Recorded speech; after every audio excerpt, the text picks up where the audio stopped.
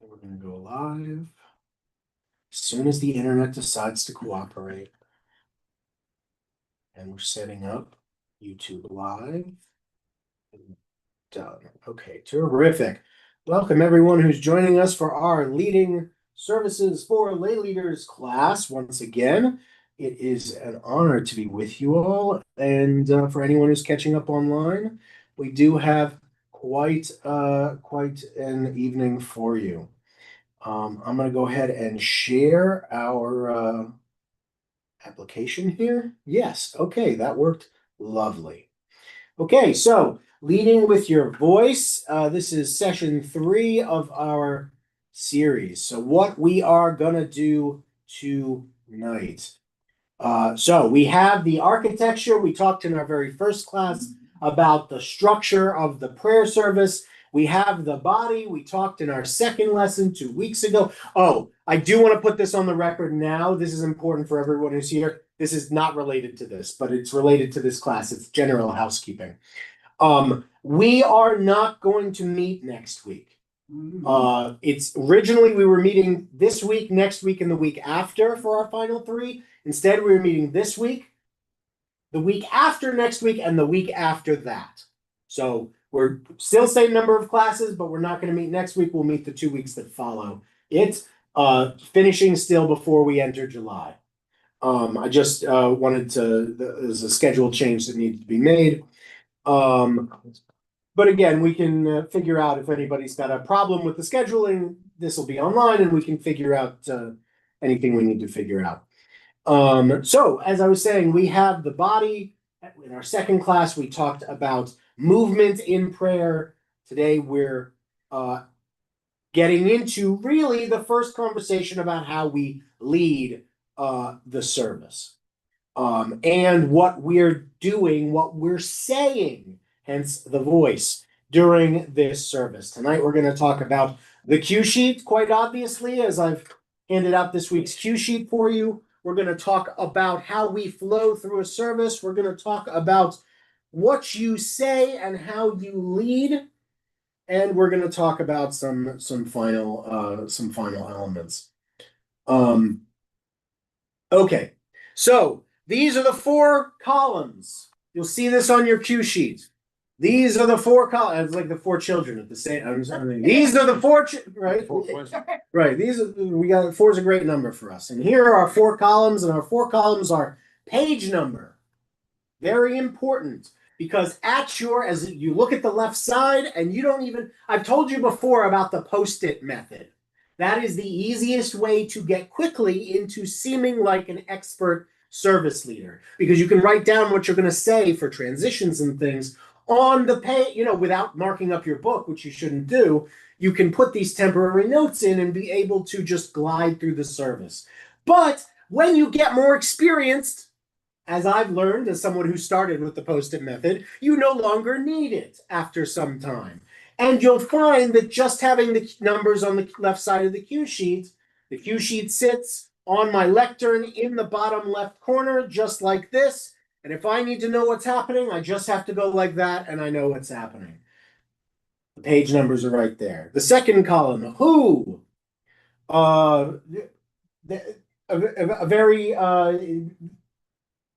this is kind of flipped here in this order, but who is the second column? And it's who leads this element. If you're looking at this cue sheet that I've prepared for you for this week, you'll notice a couple of names here. You'll see RS, that's obviously me. If it's you on the cue sheet, you can write your name. You don't have to write. You can also put, ST or shots if you really want, or ST's, right? Shaliach Tzibor, if you don't want to put your name on it for reasons that pass understanding. But so that and whoever else is participating.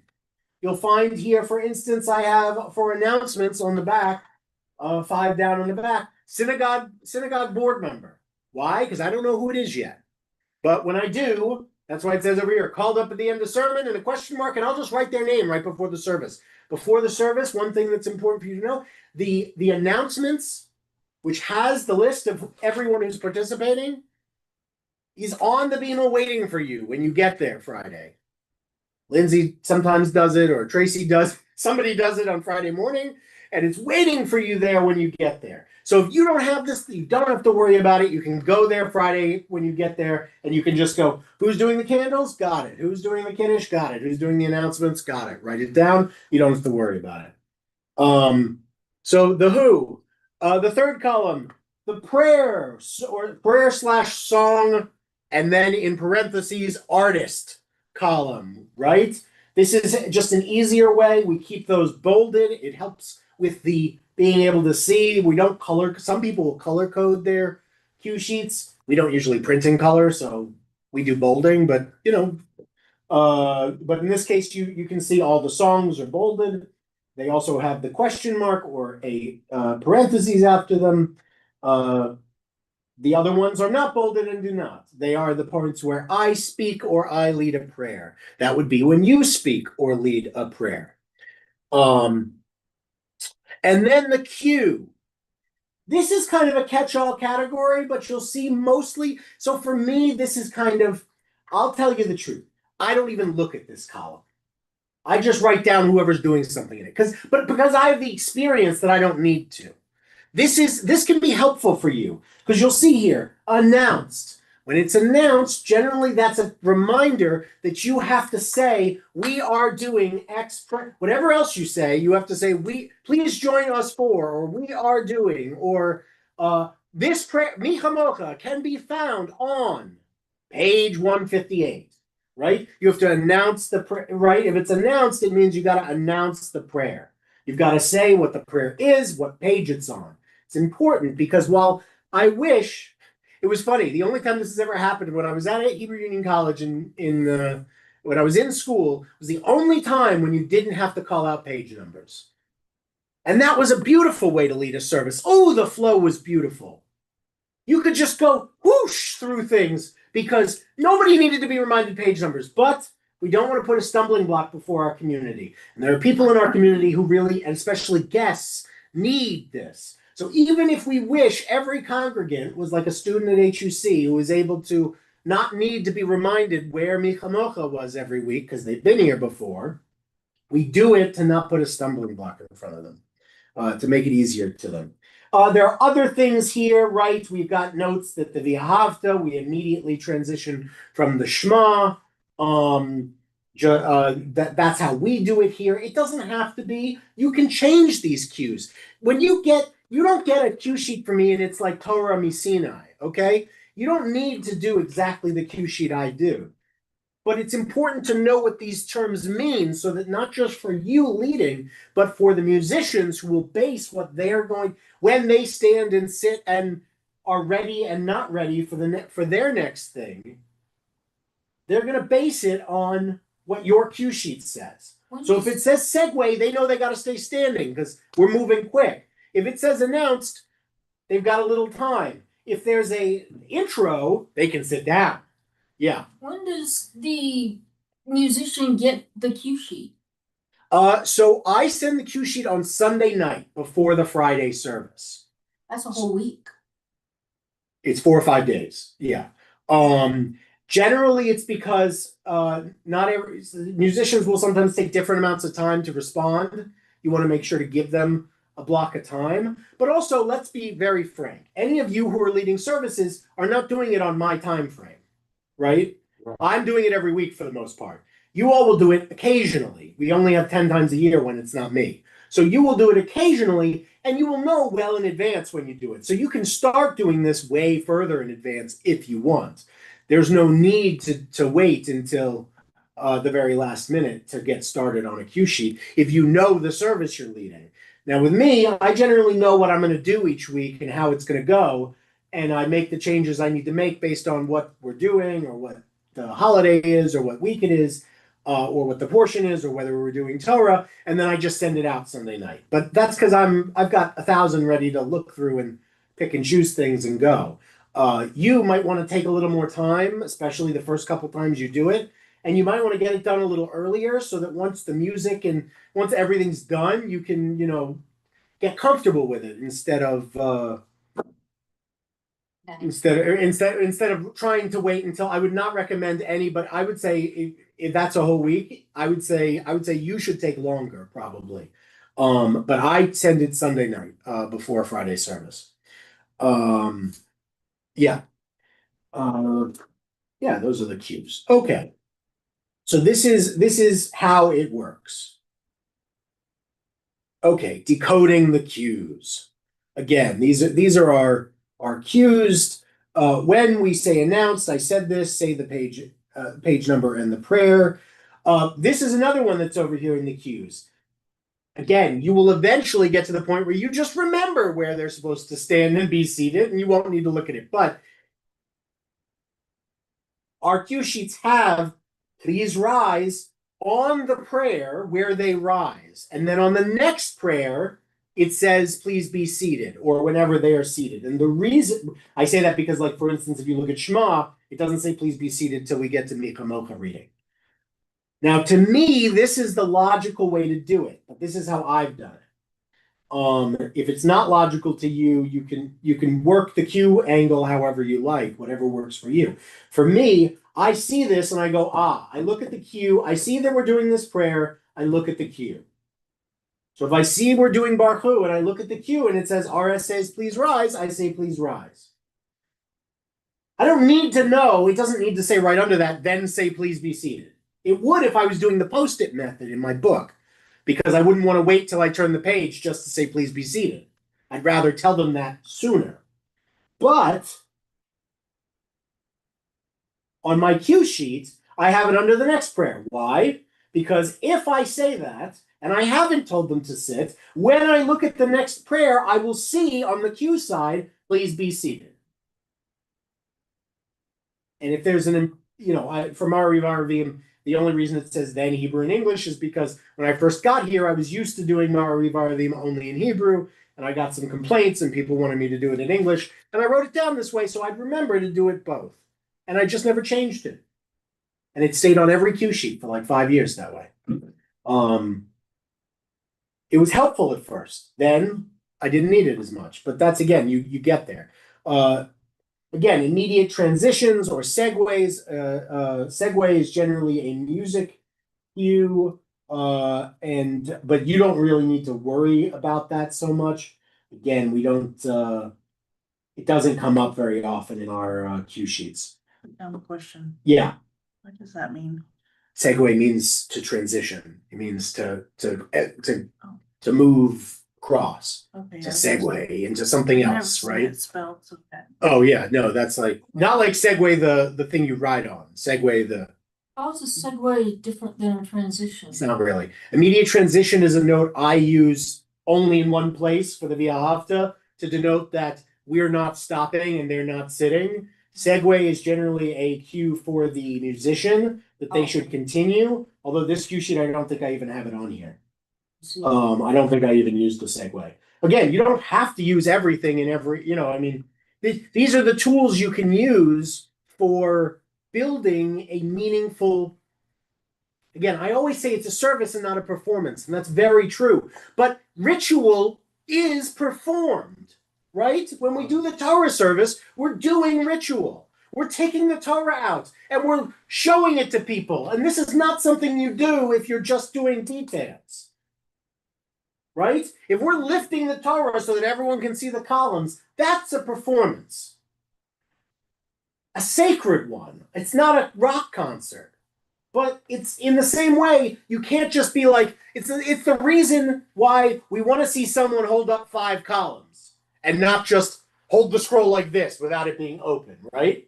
Technically, you're lifting the Torah both ways, but one is cool and one sucks. So that's why you don't do it that way. You do it the first way. Technically, you only have to do 3 columns. That's right. But the rabbis say 5 columns is praiseworthy because the rabbis like the good show. They have long arms. Well, you pick a strong guy with a nice wide frame who can hold the Torah up. That's what's or lady, depending. That's why 3 columns is fine. But the point being, You could use segue Yeah. on Stephanie after the Misha Barak after the chanting finishes, Stephanie sings. I guess not really though, because she's not moving to another musical note. Because after the Misha Berach, I do my sermon. Oh, So that one would be hard. Again, you wouldn't even bother with immediate transition because you're moving into the sermon. For you, since you will be unlikely, it's likely, especially at the beginning, that Freya will find someone else to do the sermon unless you're dying to do it. So you might be introducing someone for that. You may not be doing that. It may not be an immediate transition because you may be announcing that you're calling. You may put in that cue thing, call up blah blah blah Plony or Plonite who's doing the sermon tonight. And face the ark, also a reminder that's important for you if you're looking at the page. If sometimes when people come and they say, I want to lead services, they think, and I love this, I do, but they think because they're good at being a participant in services, that they will be able to do everything they can do. They're like, I do 3 steps forward and 3 steps back every time I do the Amidah. I know all the directions of the bows. I can chant Via Hafta with the best of them and Chatzi Kaddish too. I can do this. And I go, I'm sure you can. But when you get up there for the first time, you will do Baruch Hu facing them. You will not open the ark for Aleinu. You will flub a bunch of words. It's just going to happen. I don't want it to happen. You don't want it to happen. But it might happen, and that's okay. You're learning. My point being, don't expect that what's easy and comfortable for you in the pews is going to be as easy and comfortable for you when it's on you, right? Just understand that, and it may be, you may be a savant, you may be amazing, and I hope you are. But there's a chance you might flub it a little bit. That's okay too. Nobody's coming to the service and sees you there and goes, I'm sure this will be exactly the same as if Rabbi Stern were leading the service. I hope not. If that's the case, why do they pay me? You're not expected to be me. You're expected to be you. It's a famous story Jews like to tell. It says I'm gonna flub it, but that's good for this, I think. This guy spent his whole life trying to be righteous, and he tried to be like the great heroes of the Torah. And when he died, he goes to God and he says, God, I failed you. I was unable to be like the heroes of the Torah. And God says to him, I didn't need you to be like the heroes of the Torah. I just needed you to be Moshe. Right? The guy's name, I just needed you to be who you are. Moshe is the hero of the Torah. Well, right, that's why I can't clarify. Not Moshe Rabbeinu, just Moshe. I just needed you to be you. Your job here is not to be me. Your job is to be you. Face the ark is on there because you might forget. That's the answer. Sometimes I actually think I've taken it off of here for the most part, but you can put it on there and it's helpful to remember the prayers where that's possible. You can look back at our movement in prayer sheet, which has all the times you face the ark on it if you're wondering. Yeah, those are ones who need the post-it. Did I miss something because I? Baruch Hu, I presume, is facing. I can send it to you again. I'm sure I said which ones you. I have a slide on from the last class that says when you face the ark. Sure. I'm sure I do. I didn't miss Let the me- class, did I? No, I don't think you did. I don't remember that. Well, let me look it up. Maybe I forgot to put it in. Let me. Do. Okay, we got when we rise. And that's like when you say Elohim or Adonai, then you rise, right? That's when you're rising. Okay, so we've got Baruch Hu, we say we bow. A vote, we talk about a bow. Right. See, this is part 3, bowing in detail. So in this part 3, in slide 7, we talk about Baruch Hu's bow. In slide 8, we talk about a vote's bow. In slide 9, we talk about Aleinu's bow. And then in slide 10, we talk about Osei Shalom's bow. So look at those 4 slides to put it on your cue sheet if you don't. Again, I'll send it to you. Don't try and read it from. Let's not do that as a recap now. I'll send it to you all, and you can look over it. I promise you, I've sent that you have this information. Oh, I do have. Don't worry. I wrote a note. Okay, great. Face the ark at the Baruch Hu, the Amidah, the Torah service, and Aleinu. Okay, great. There you go. Those 4 things. I think you said it. Okay, great. That is what Aaron called that. And if you sing in the Yeah. choir, Rhoda will tell you what to do. Those- Well, that's a separate thing, yeah. Is that- That's a separate He thing. did say it. He said it. Well, in any event, I'm happy to send you a new list if Okay. if it's helpful. Okay, so we're gonna talk a little bit about service flow now. So when you think about it, really what we're doing is breaking down the service into smaller services, right? Jewish liturgy is broken into many services we put together in different configurations based on the holiday, the day of the week, the whatever the specific ritual or thing we need to do is. So the beginning of the service is your first service. This is, what do we call this? Welcoming. Yes, and what do we call it in Hebrew? Welcoming Shabbat is what it's called in, or receiving Shabbat, technically. Kabbalat Shabbat. Kabbalat Shabbat. Right? You'll often hear me say this when I introduce Lecha Dodi, because I'll call it our favorite piyut, which means poem or song, of Kabbalat Shabbat. Kabbalat Shabbat is the first part of the prayer service on Friday night. And here we're phrasing it as the beginning of the service. This takes us to Chatzi Kaddish, right? We've got our welcome. You say a little thing. We do an opening song. I put Matov was more for the morning. You can do Hine Matov. You can do anything on 127, 128, or 128, 129. Those pages at the opening of 128, 129. Those are a bunch of like they're songs on a page called Kabbalat Panim, which means like again like face receiving, like saying hello to people essentially. Welcome. And so you do one of those songs, 128, 129, you'll find a good song for opening. Again, we generally do on this one, we say Maya Hayom, on this one is Hine Matov, there's Dodi Li, there's Ki Shmeira Shabbat, there's like 8 choices on those pages alone. Then, candle blessing, on your announcements page, we'll have your candle lighters and you'll call them up. Then generally we do some kind of Shabbat shmooze. Why? Because some people like to show up like a minute before the service. They didn't get a chance to say hello to people. Maybe they're still arriving because they're showing up late to the service. That's fine. We want them to have a moment to get settled. So now I've introduced this thing where you can pose a question. I do that sometimes. Sometimes I just say hello to each other. I like to use the word clump, mostly because certain people in the congregation hate when I use that word. I say clump up or something and talk to your neighbor. They just don't like that I say it, so I say it a lot. But again, I'm leading the service. It's up to me. You get to use the language you want. Again, as long as it's appropriate. You can't start cursing at people. That's not allowed. But the rest of it you can do. Okay. So again, we do the Shabbat Shmooze, and then generally we go straight from there into Lecha Dodi, which is usually the last thing we do. Sometimes I'll do Shalom Aleichem before Chatzi, after Lecha Dodi, which would go before Chatzi, which would go in this category if I were doing it. Not, which is why it's not on there. Right? So your job in this section is to set the tone, right? This is about service flow. How can you create the flow that engages people in a service? So it's not just because you could lead a service totally correctly by standing there and saying, I could hold this up in front of my face and go, Maya Hayom is on page 128. Please join us.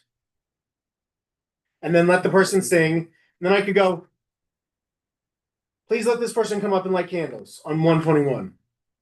I could. It's not very welcoming. So the tone is part of what we're doing here, right? We want to welcome people warmly. We want to talk about in our opening what we're doing here. Why are we celebrating Shabbat at all? Tell them. That's a great opening welcome. Why are you here? Who, what, when, where, why, how? If you can answer any of those questions in an opening about Shabbat, you did a great welcome. How best should we celebrate Shabbat? Well, Lecha Dodi, our favorite piyut of Kabbalat Shabbat, says that we should shamor v'zachor b'dibur echad. Right? We should keep Shabbat, shamor, and we should zachor, we should keep in mind Shabbat. As if it were one word. How do we do that? Tell them. Make something up. Don't make it up. But think about it and write something and then tell them. That's what I mean by who, what, when, where. right, where have people celebrated Shabbat? Where is this congregation celebrating Shabbat in the life of our people at this moment? These are the best ways to come up with a unim. Answer a question. You pose the question to yourself, and then you answer it. And your answer will build the flow of the service because you're setting the tone. You're giving them kavanah. You're giving them intention. You're guiding them.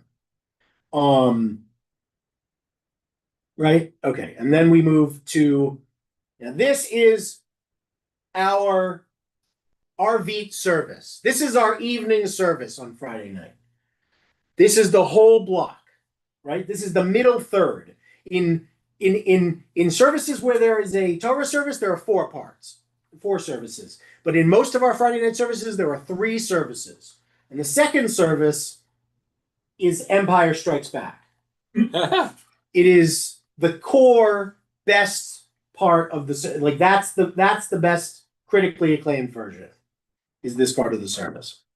So you have Chatzi Kaddish, which again, why do we have a Chatzi Kaddish anywhere in our service? What purpose does Chatzi Kaddish serve? Chatzi Kaddish is a divider between services.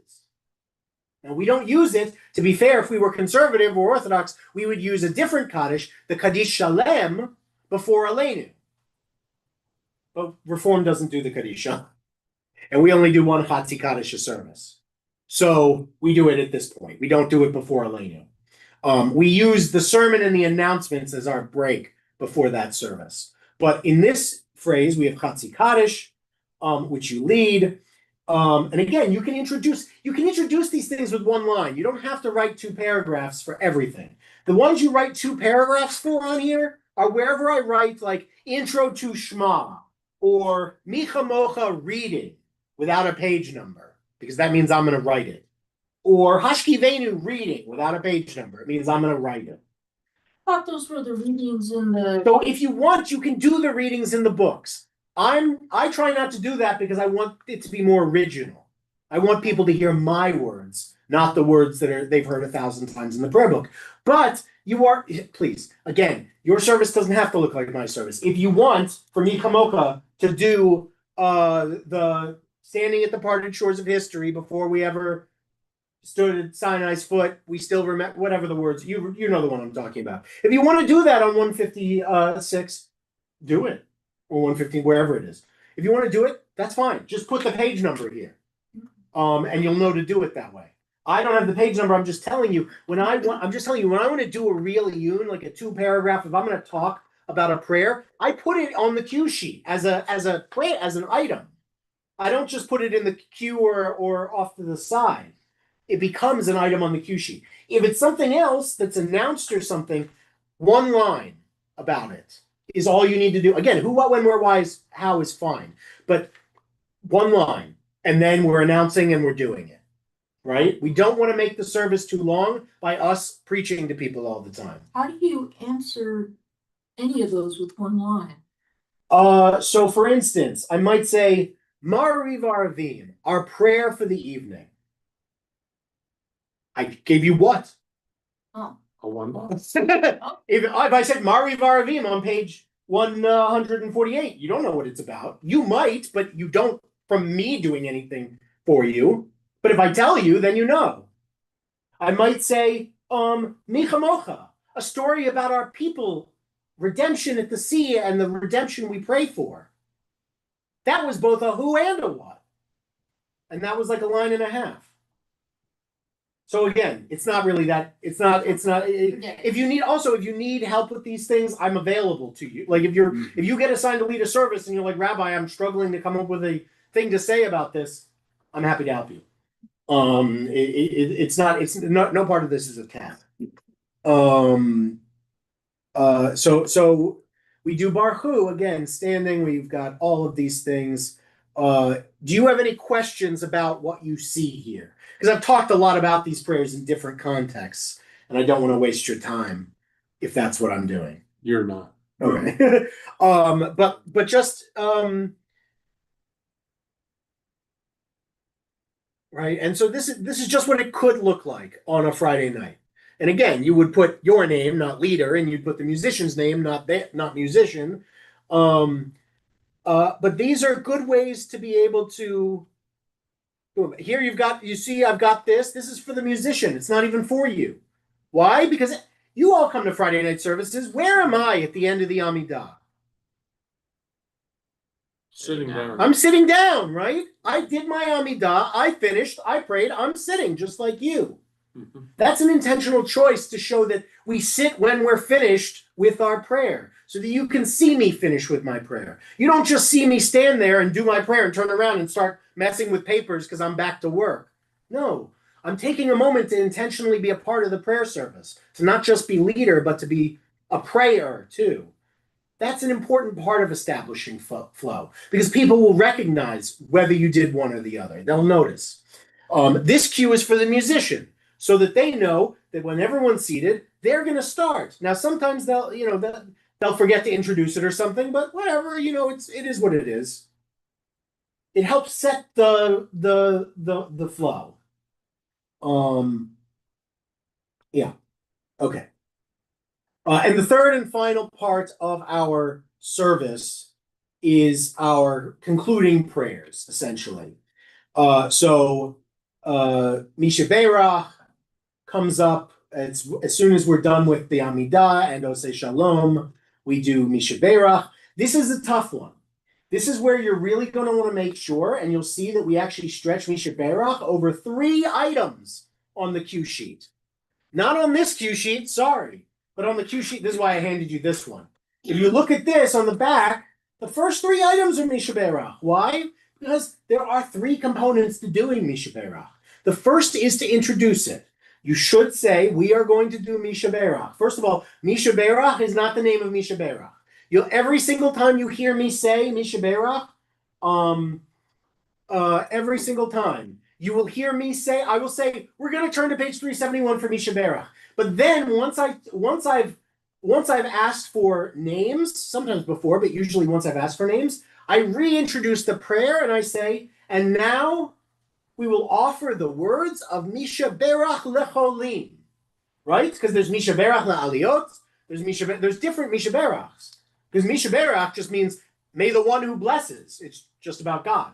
Could be anything, but it's not about is it the special blessing for doing an aliyah to the Torah? No, obviously not. It's Misha Beirach lecholim, for the sick. So I usually make that again. Nobody's going to come up to you and bonk you on the head if you don't say this. But it's fun. I'm just telling you that there's a name for this prayer, and I say it that way. Now, so when you introduce it, you say this is the prayer. This is what it is, and you're going to ask for names. Some people like to do the hand. I always thought that was really weird. I never liked it. It's easier than the eyes sometimes. I say when my eyes. The problem is when the room is kind of full. People get jumpy. The person over here will shout out a name, and then this person will think they can't do it. So you just got to kind of look at people. Try and look at everybody if you can quickly. I like to nod when somebody says a name and I make eye contact with them because it's kind of I'm trying to get them to see that I've heard them and the name has been heard, but I don't even know if anybody recognizes that, so it's not something you have to focus on.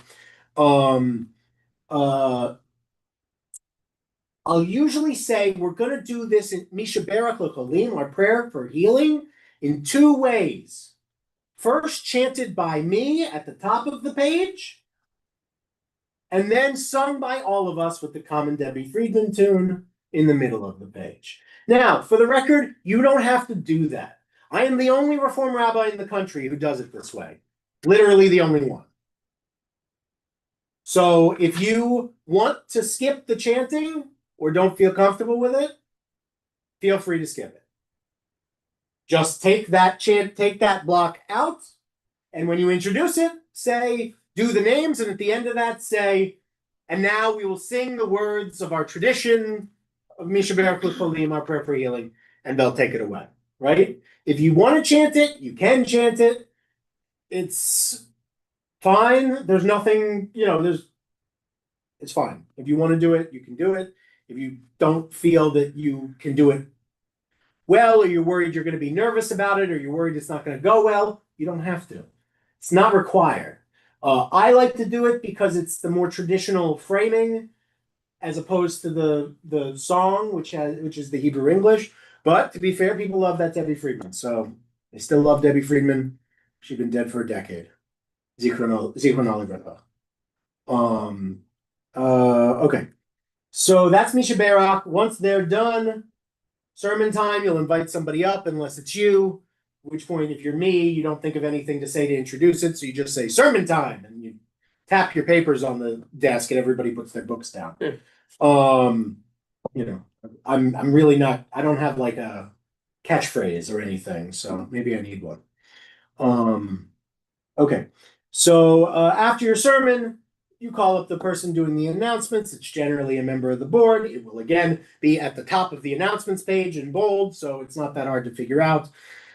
You'll do Aleinu, you face the ark, you open the ark for Aleinu, and you generally we do so Aleinu. Here's the thing: you can do Shehunate Shamayim on page 588 if you want.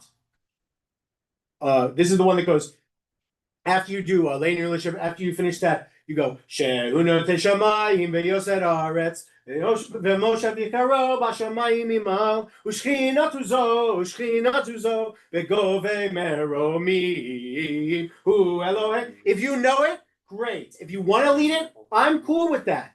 I generally don't because I learned from a rabbi in Savannah, Georgia, or was it Charleston, South Carolina? One of those very awesome hot places. That he told me, he's also a stand-up comedian, and he said, if he ever went over an hour service, they'd kill him. I don't think a Friday night service has to be an hour, but I think most of the Reform services that go longer than that are longer for vanity's sake, or because they pay a cantor, and not because it makes the service better. Your service doesn't have a set length. If you want to add in stuff that isn't the normal, more songs, more this, as long as the musician is fine with it, I'm cool with what you want to do to make the service, to make it an experience that fits what you're trying to present. One thing I would just advise is don't make it longer for the sake of being longer. It's not machmir, it's jerky. We're not supposed to. We want this. This is why I keep talking to you about flow. Here, we want people to come and have a certain experience that will allow them to access God and prayer through prayer. And to do that, we set that tone with the iyunim, the kavanot, the things we say about prayer, and also how we move from each thing to the next thing. And also,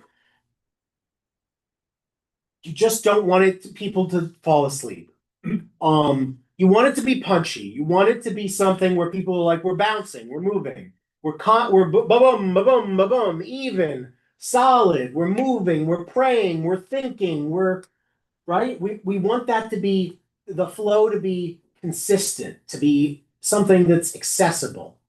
And I find this length and pattern works. If you want to try something different, I'm open to talking about it.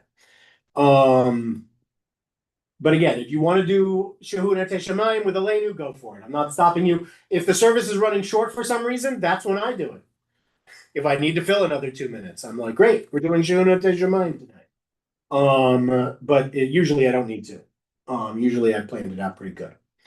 I will say, anyone who was at this bar mitzvah on Saturday, it was exactly an hour and a half to the minute. I do this intentionally. High Holy Day services too. To the minute we plan when these things will end.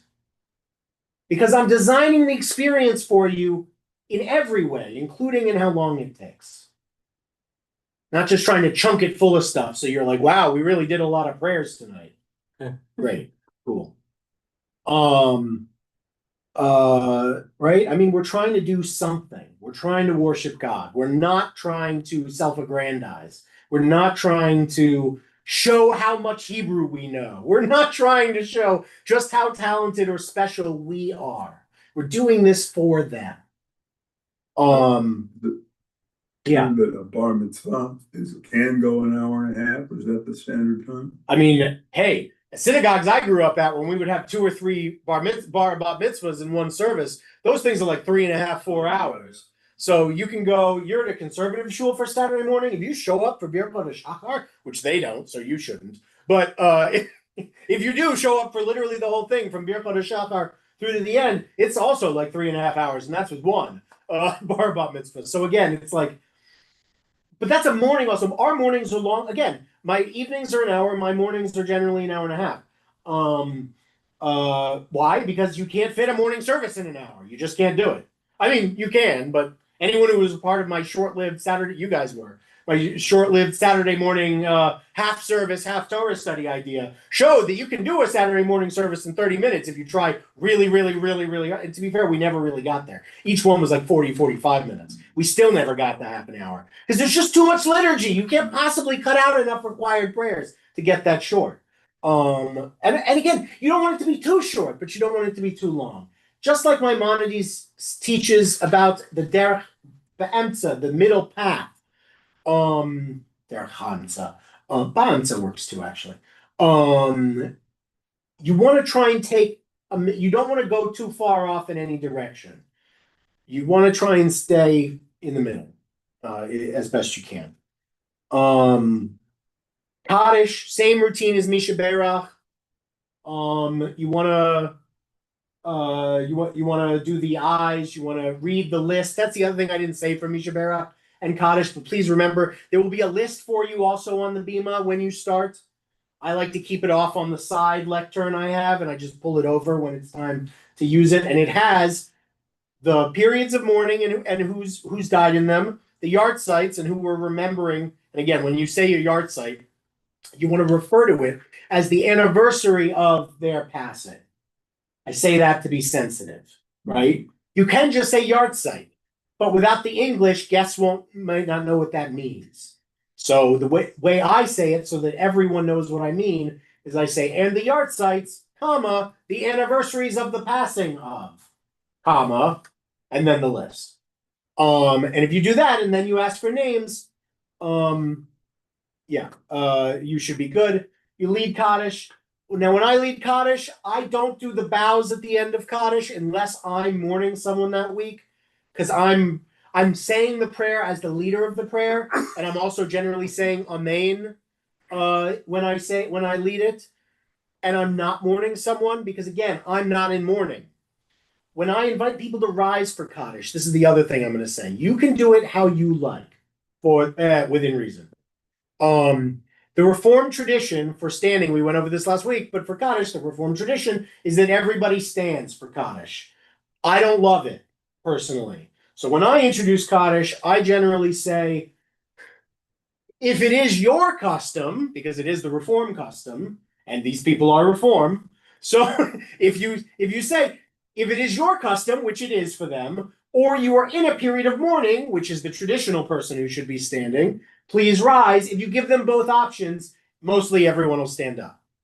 But that's how I keep the traditional aspect in. That's how I keep the traditional aspect in. But it still functionally is the same. If you would rather just say, please rise now for the mourner's Kaddish, you can do that. It's easier. Less words. Fewer words, sorry, not less. Yeah. If you are mourning someone who is not on our list, do you keep it to yourself or do you speak it as the leader? That's an interesting question because I've never ever been in that situation. Because again, if I'm mourning someone, I put them on the list. Well, to be fair, if I'm mourning someone, unless they're a family member, I don't put them on the list. It just doesn't come up. If you're mourning someone, you can at the end, after you've gone around and done the eyes thing and everyone's done their names, many fewer people will participate in this, by the way, if you haven't noticed. A lot of people will offer names for Misha Berach because people will do it if someone has a cold, which is fine. I say that derisively, but I don't really mean it that way. But for Kaddish, obviously, it's a much higher bar. So you're going to get like 2 or 3 people commenting, as opposed to Misha Barak, where you might get 14 or 15 people that have a name for you. So you can go around, and when you're done, you can say, I'd also like to add the name X, Plony, to this, to who we're thinking of. And then you move forward. Okay? This is the thing. I want to tell you, you don't have to, every moment doesn't have to be scripted. We're not Central Synagogue. There are very few close-ups on your face. You don't have to be a performer. This is what I mean by it not being a performance. You're a prayer leader, which is in some aspect performative, but because you're trying to guide people through an experience. And anyone who does that is performing, because you're trying to get a certain thing out of a group of people. But you're not a performer. So what I mean by that is, if you want to add a name for something, go ahead and do it. Just do it smoothly is all I ask. Don't sit there and be like, oh wait, should I, don't know. I was thinking about this person and I kind of know them and I think we should. Don't do that. Please don't ever do that. Just say, and I was thinking about this person. Moving on, right? Don't do that part. But the rest of it, just, and move on to saying the prayer. The point is to continue moving. And even when you flub stuff, I do, literally, we just had it at the, was it Saturday or was it Friday night for the bar mitzvah? There was a thing where, it was Friday. The week before, Brendan had done on Hashkivenu, we'd thrown in the traditional words of Hashkivenu are Hashkivenu l'shalom, Malkeinu, in other words, the word is Malkeinu, which is our king, and the Reform liturgy in our Siddur changes it to Shomreinu, which means our guardian.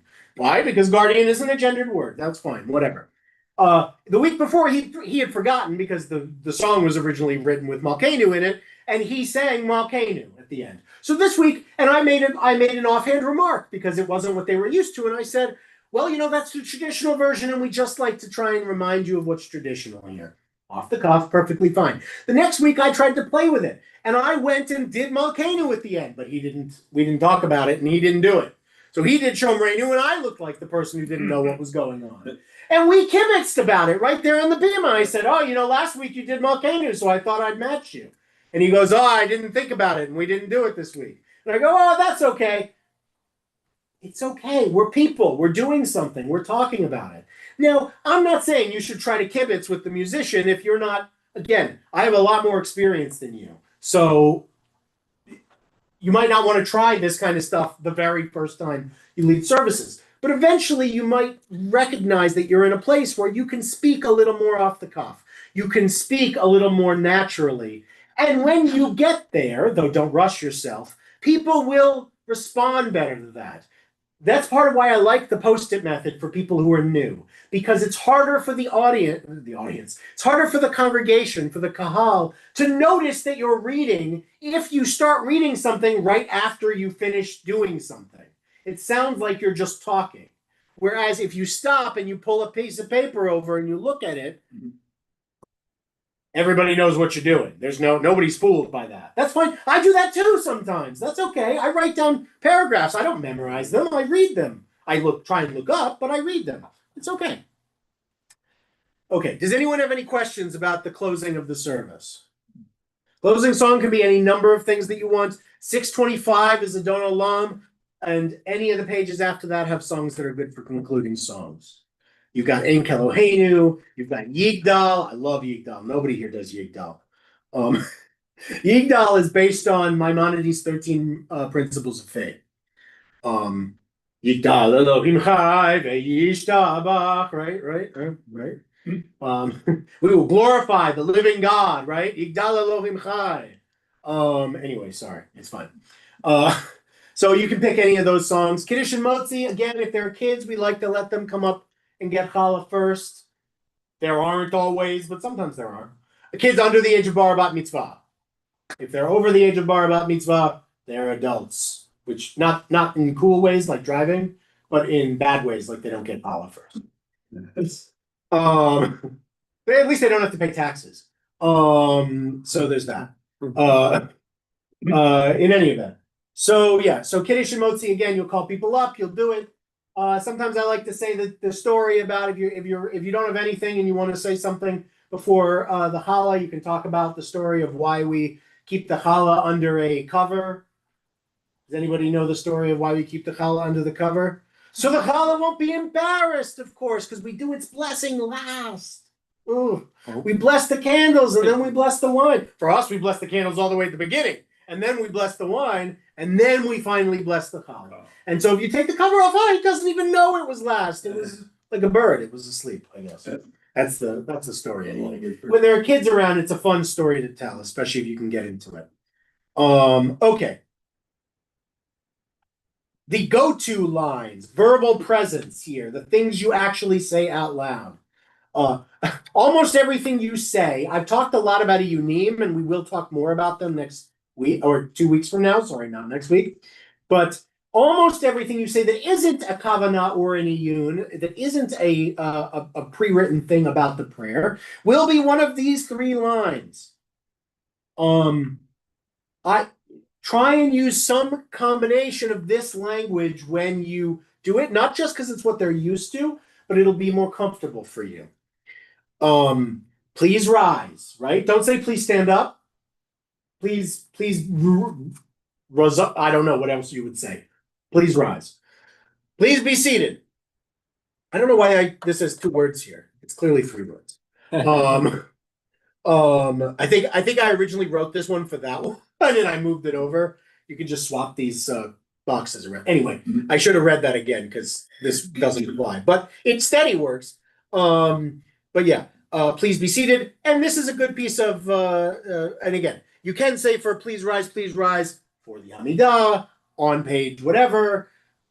Sometimes if they're, that can be helpful too. Please be seated, some version of this. And again, for this, please turn to, page 152 for Michamocha. Please turn to page 158 for Michamocha. Right? You could do that. Yeah. Any questions about this? You can do the page thing and please rise. Absolutely. If it's the Amidah, you can say, please turn to page 162. No, 4. 164. I was close. For the Amidah and please rise. Yeah. You could say that. That's fine. But you still said all these words. You just said them all, except for seated. But you just said 2 combinations. Yeah, combine them if you can. Obviously, the first 2 are never going to be combined, but the first and the last, the first and the last one might be for sure. Again, using the same words is helpful because it means you won't confuse anyone. Again, and I say this every time to bar and bat mitzvahs, and they never listen to me, almost never. And I will say this to you, and I say this to everyone who leads services. You think you're speaking normally, and you're not. Yeah, you're speaking like a chatterbox. You're going 100 miles a minute because you want it to be over because you're stressed. You can't even recognize you're doing this. So slow down when in doubt. It's not that you want it to be over. You've got a lot of adrenaline. Well, yes, that's what you're right. You're right. I mean, internally, you want it to be over because you want the stress reaction to go away. But that's not helpful. It's not helpful for them, and it won't make you feel better about what you're doing. When in doubt, slow down. Again, times for pauses. After the Shema, you can, if you want, take a beat and then say, please turn the page for the V'ahavta, or you can just, I do it both ways. Sometimes I take a beat and say, please turn the page for the V'ahavta. They're still standing. Or I may just turn the page and I may just start, V'ahavta et Adonai Elohecha. I may just go. It's up to you, but you can pause there.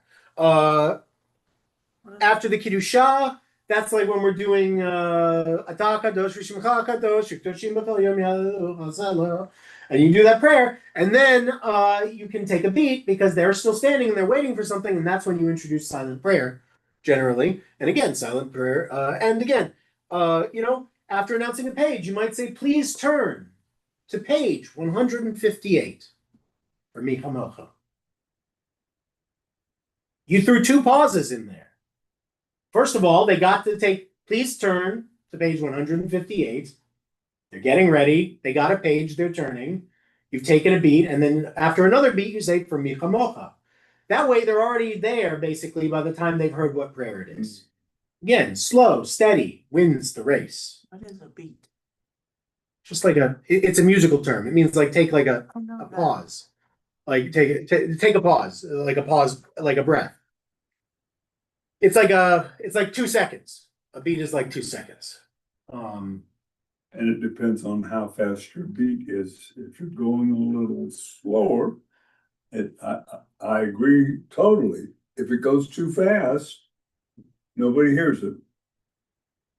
Beat is like where you would pull in a breath. Right.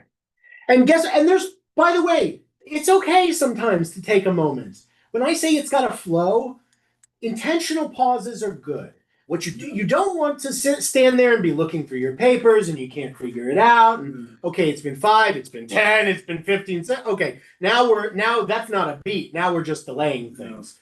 So like as with everything I've said, there's a middle path, there's a balance. But you can take a beat, especially for effect.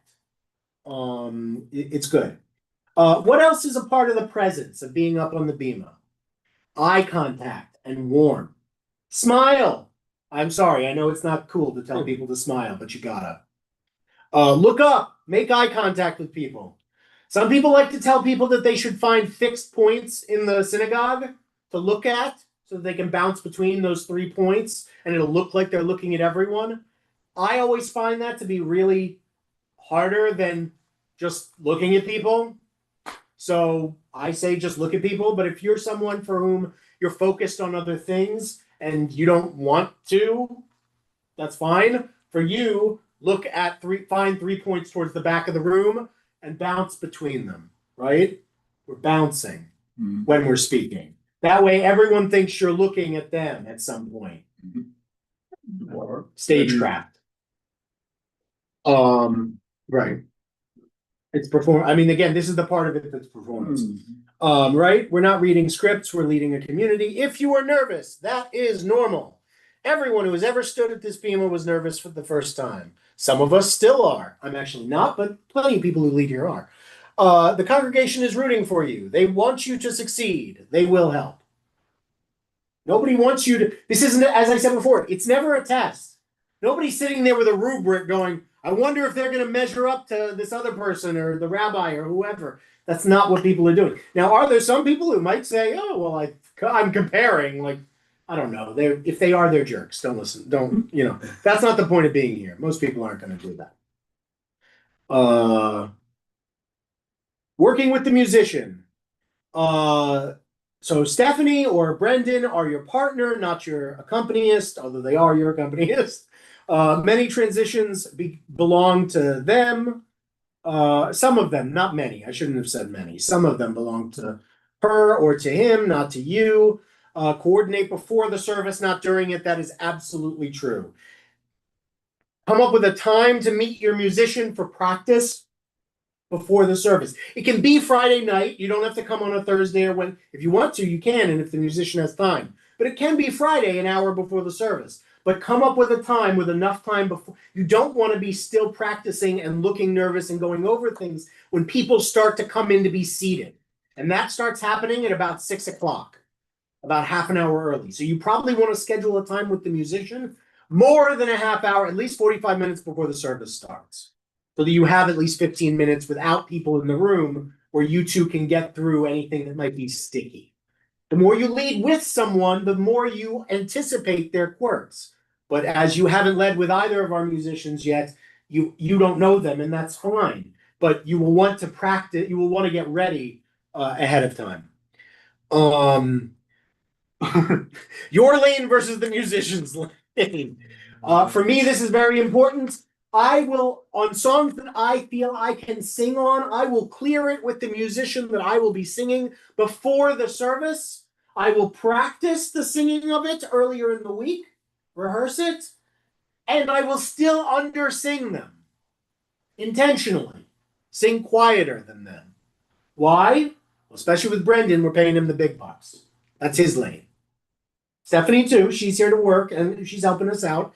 And that's the songs are their lane, not mine. And if you're not a big singer, best you just keep that mouth good and shut. Honestly, because it'll really throw off the flow if the singing is not good. We bring in a soloist and a musician intentionally to try and make the music better. If you're not a big singer or you haven't practiced enough, don't ruin it. Don't do it. So your things are the spoken cues, the chanting, Chatzi Kaddish or V'ahavta, anything that's chanted, anything that's spoken, anything that's taught. That's you. If it's singing or a musical segue, that's our other people. Managing the Torah service probably won't come up for you. But again, when we do that, we incorporate Misha Beirach in the Torah service. There's a lot of choreography, obviously, during the Torah service. The best thing to do is to be present. You will make a lot of mistakes if you lead a Torah service, and there's no guarantee any of you will, but if you do, you will make a mistake your first time, guaranteed. There are so many moving choreography parts in the Torah service. If you haven't done it 100 times, you will turn the wrong way. You'll be like, which way do I? Even if it's just as simple as that, you'll do that once. It's okay. Believe me. Everyone knows you're new at this. Nobody sees you get up there and they're like, yes, now that they took those 5 lessons, I'm sure they're a perfect service leader. No one could ever be better than that. Everybody gets that you're new at this. It's fine. Right. Again, the best part is Hagba and Galila. Try and get someone to do Hagba beforehand. You really don't want to be in the position that I am literally always in of being forced to do Hagba every week. To be fair, it's not that big a lift for me. Haha, puns. But you know, if it's a lift for you and it's hard, then don't, make sure you get someone before the service. Lifting the Torah. Yeah, Hagba is when you lift the Torah up and show it to everybody. You gotta have good arms for that and back. Okay. Just a note. Rabbi Nachman of Bratslav famously taught Kol Haolam Kulo Gesher Tsar Me'od V'ha'ikar Lo Lefached Klal, which I didn't put in Hebrew, but that's what it is in Hebrew. The whole world is a very narrow bridge, and the ikar, the essence, the most important thing is not to be afraid. Leading a service can feel like that narrow bridge, but you will not be alone. You will have the words of the Siddur, which again is the best part. This isn't some Protestant silly fakakta service. Sorry, now I said that on the internet. It's Yiddish, they won't know. We'll be fine. Right. It's not made up. Sorry, that's probably not nice either. The liturgy is the whole service. You're given a cheat sheet.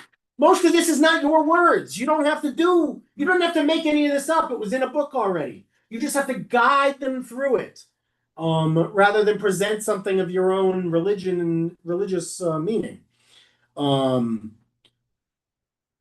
again, when you're really a part of it, when you can get past the stress of doing it and be a part of leading a service that you're praying in, it's a nice moment. It's a special moment. It can take a couple services to get there, but it can be very nice. It's a very special opportunity.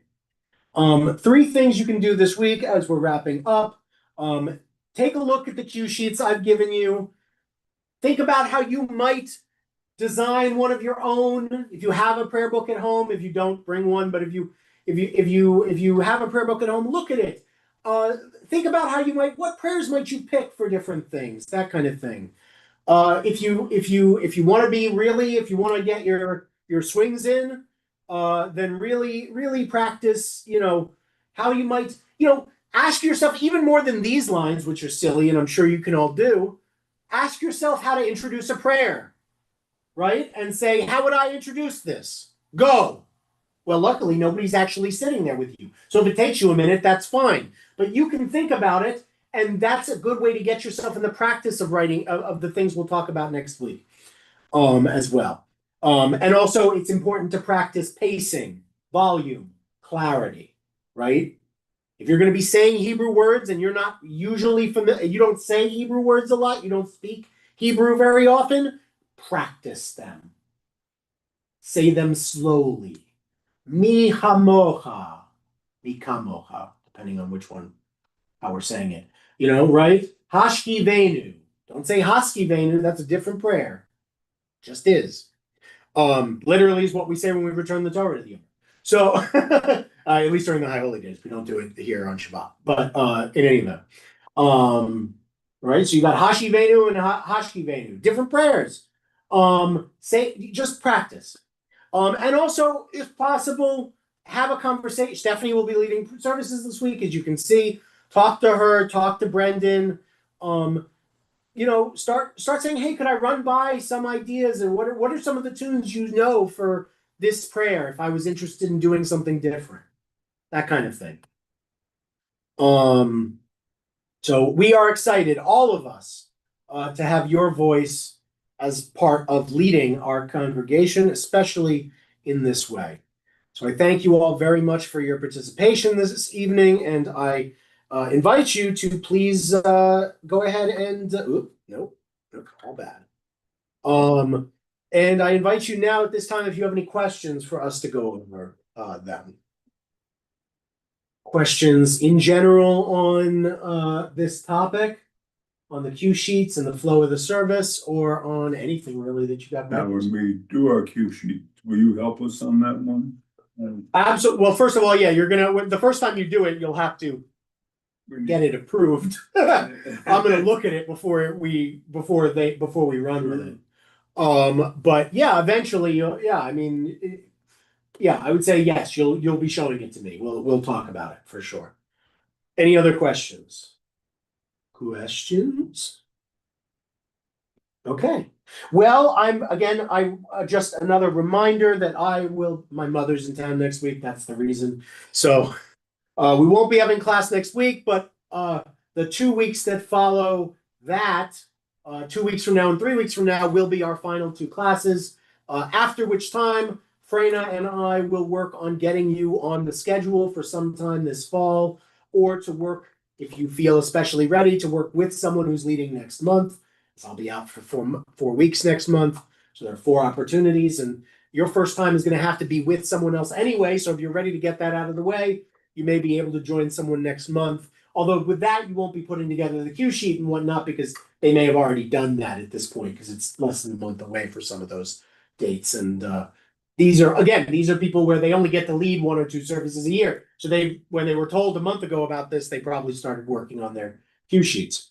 But once you've had a chance to do it once or twice with people, we'll get you scheduled in your own right, or in some combination of you. Okay.